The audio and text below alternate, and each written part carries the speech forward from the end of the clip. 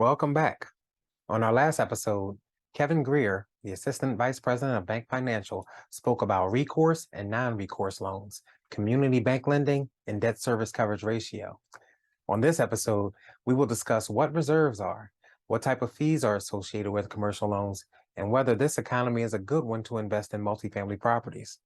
Remember to like and subscribe so we can continue to bring you professionals with fantastic information to help you with your multifamily investing career.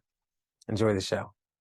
So now I want to circle back a little bit with the global financial picture.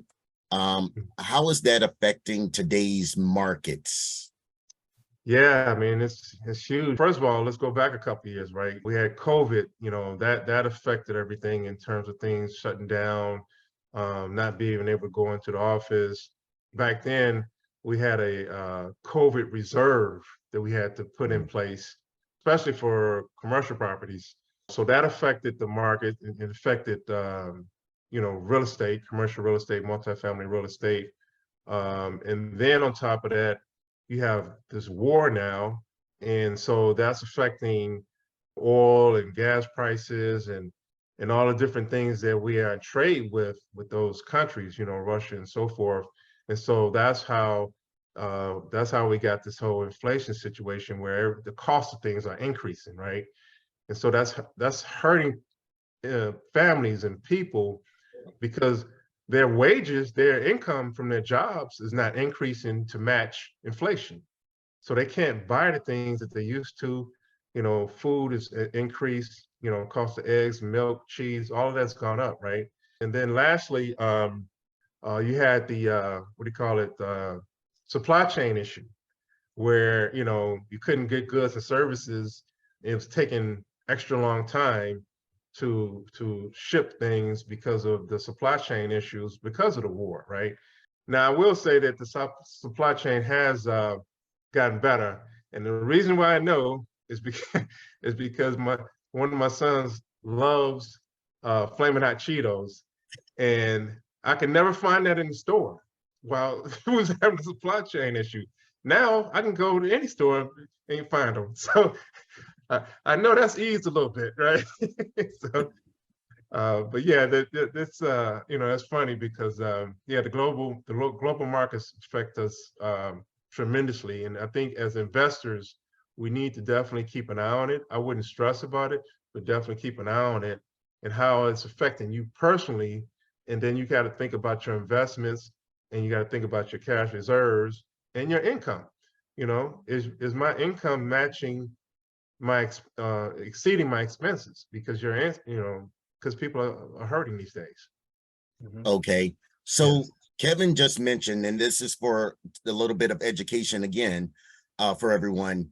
He mentioned COVID reserves. So reserves are basically lenders may say, Cedric, we need Cobbs Creek Capital to hold back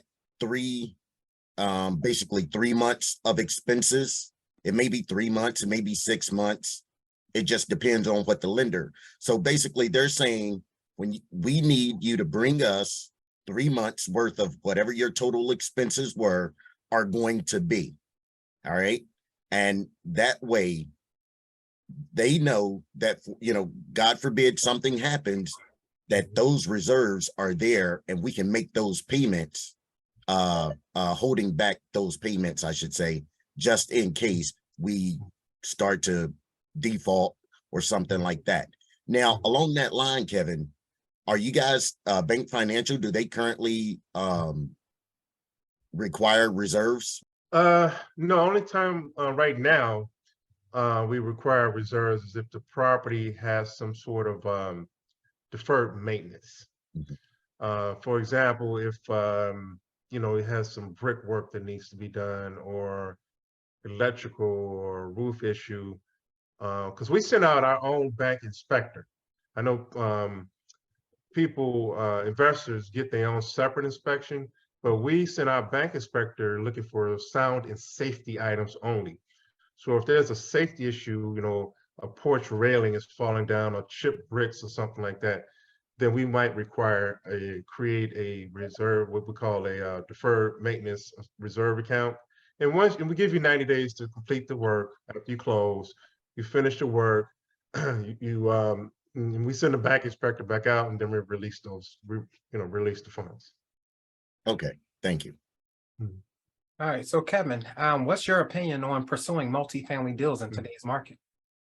Oh man, that's a great question, William. I think right now is a golden opportunity to pursue multifamily.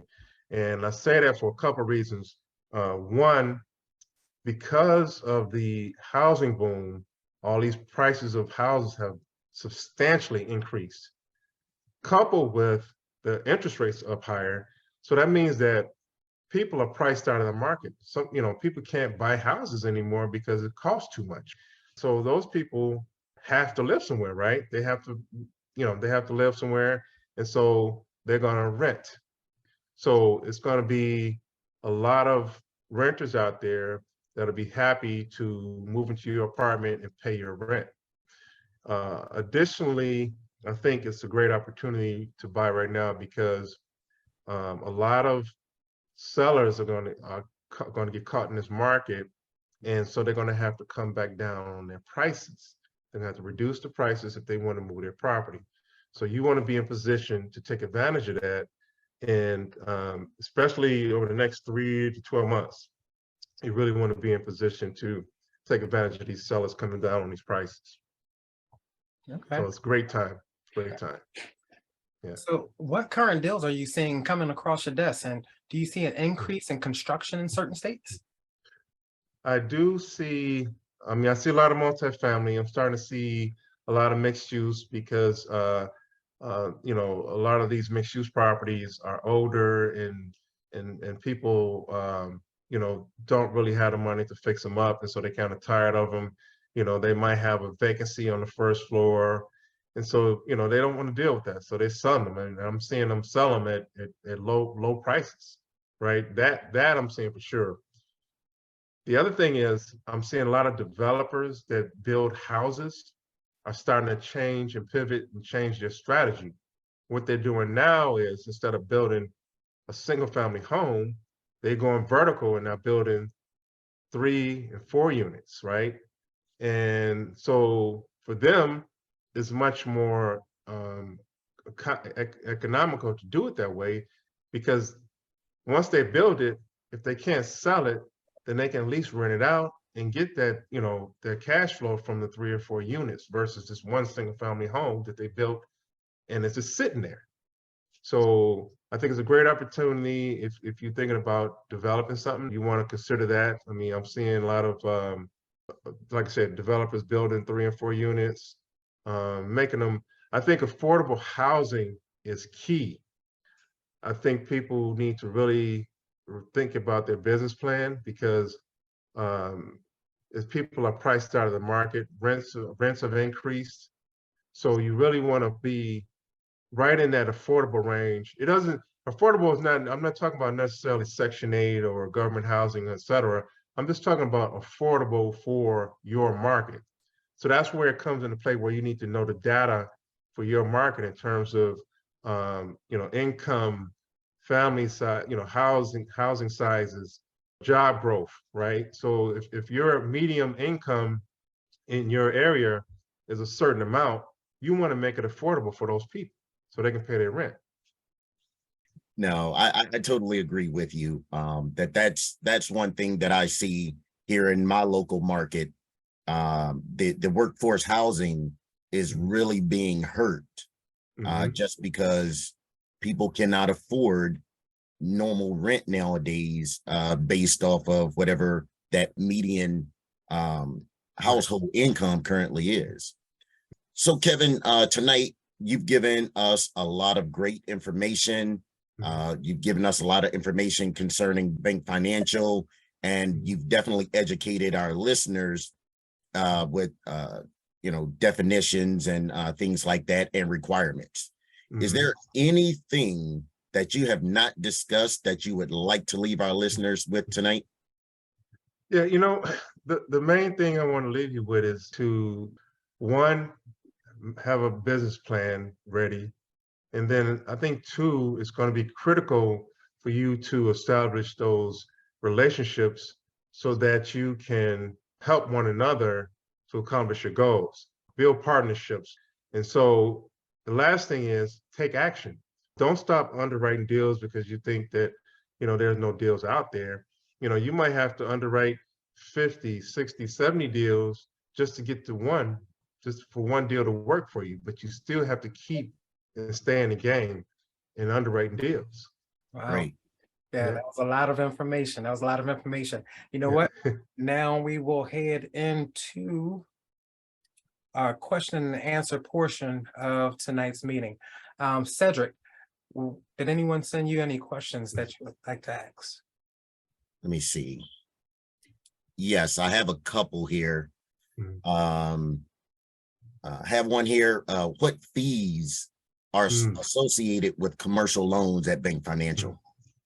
That's a great question. So we have third-party fees, okay?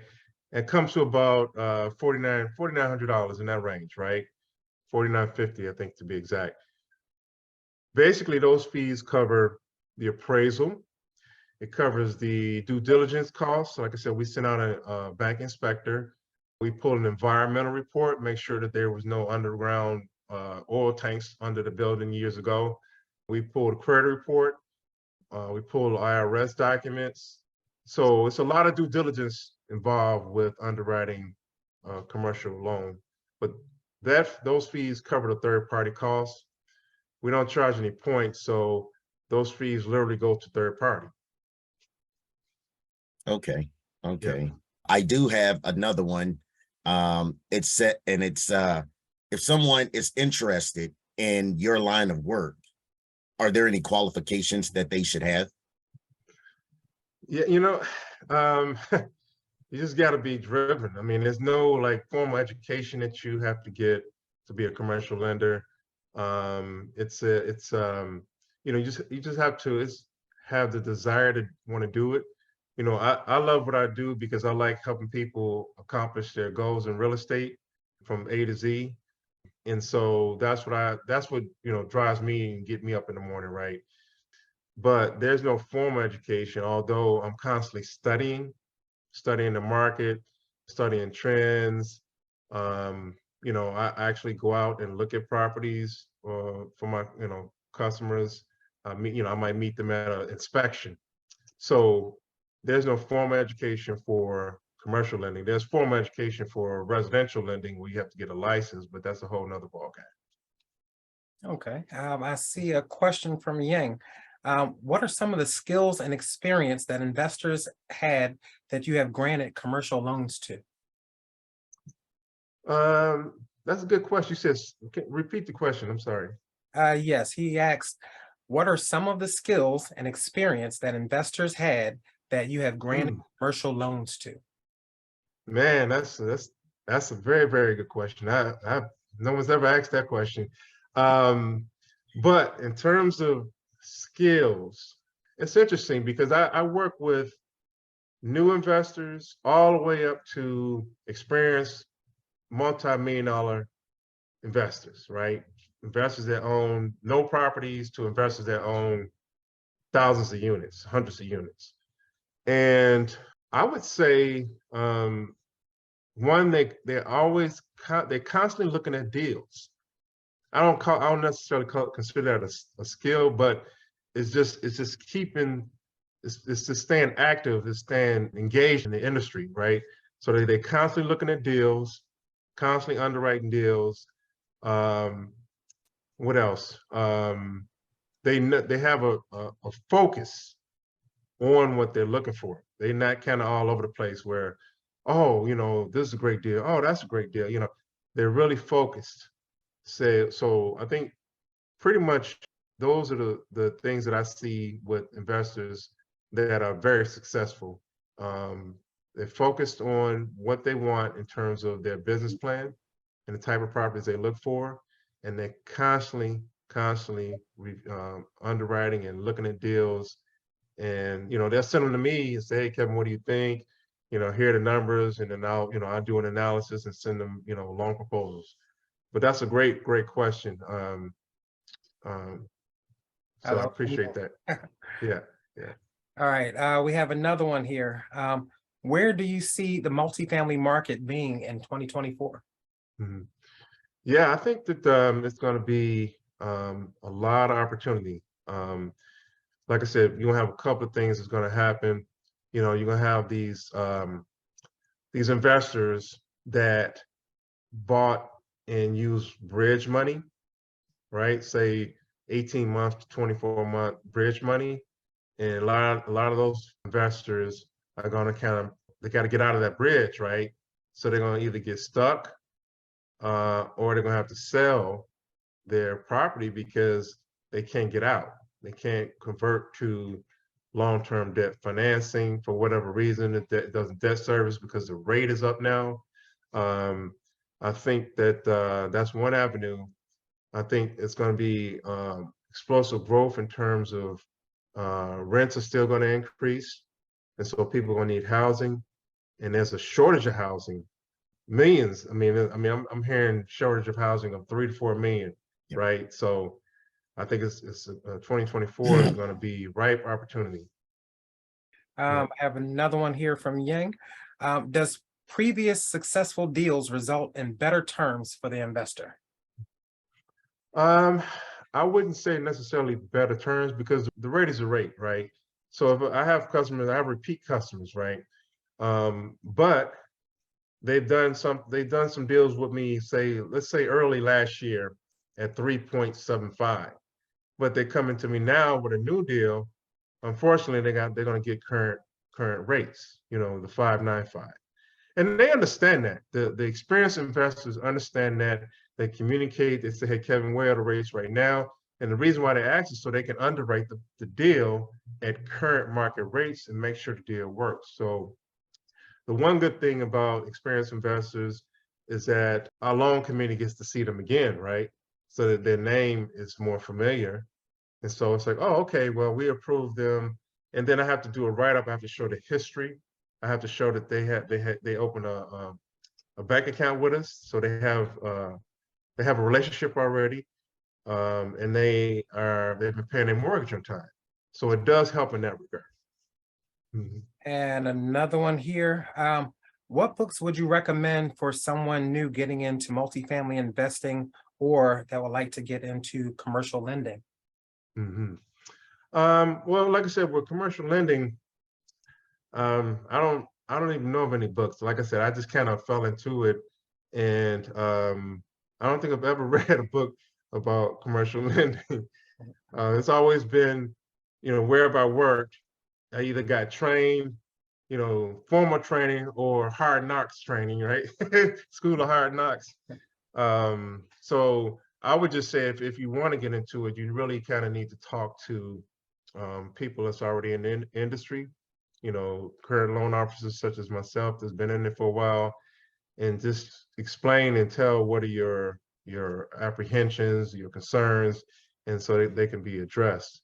In terms of people wanting to get into multifamily real estate, there are a lot of books out there, a lot of books. And there are a lot of courses and training classes and coaching programs. Um, I just would say, just kind of, Google and look for different books that are out there. There's so many out there. So I can't really name a specific book, but I mean, it's so much out there. You got YouTube. I mean, you got all these different gurus. You got Ryan Cleef, you got Michael Blanc, you got Joe Fairless is good. He's more focused on the syndication. So anyway, it's a lot out there. It's a lot out there. I would like to take this time to thank Kevin for coming out tonight and sharing this valuable information with us. And I wish him much success with his future endeavors. Cedric, can you share what we have in store in upcoming meetings with everyone? Absolutely. In March, everyone, we have Mr. Michael Morowski. Mr. Michael Morowski, he's a trainer and coach, and he is the host of Insider Secrets podcast, multifamily investor, and he has many, many, many years of experience. And he has one incredible story that we would like for you guys to hear, especially if you're getting into commercial multifamily. You definitely needs to hear that. And also, we are working on having Mr. Jay Massey for April. We're working on trying to pin him down and have him for our meeting. He is the founder of Cash Flow Diary. And again, a guy with many, many years of experience in the multifamily, single family space. And as we always, we're always trying to get the best of the best to come here and speak and educate each and every one of you month in and month out. Thank you very much, Sebs. Now, I want to applaud everyone for coming tonight because it shows that you understand that with the right building blocks, you can build the perfect foundation for your apartment investing career. Be safe and be awesome. I want to thank Kevin for sharing this valuable information with us. As he said, this year will be a golden opportunity for multifamily investors, as long as you have yourself in position to make a move when the right deal comes up.